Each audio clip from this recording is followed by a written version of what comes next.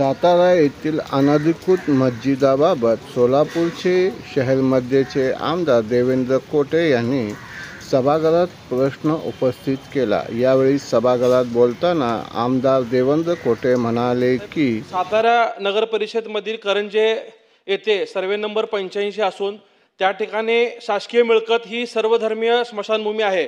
सदर जमिनीवरती बगीचेचं आरक्षण असताना काही लोकांकडून अनधिकृत बांधकाम करून त्या ठिकाणी मशीद बांधणे असेल, कंपाऊंड वॉल, संडास टाकी, फाउंडेशन इत्यादी बेकायदेशीर काम केलेलं आहे।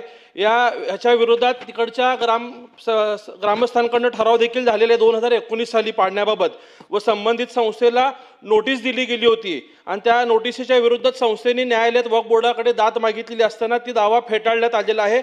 असं असताना अद्यापपर्यंत ते अनधिकृत बांधकाम निकषित केलं गेलेलं नाहीये। तर या संदर्भात प्रशासनाला आदेश देण्यात येणार आहेत का, कारवाईबाबतच्या सूचना देणार आहेत का, याचं उत्तर संबंधित मंत्र्यांकडून मिळावं। मंत्री महोदय।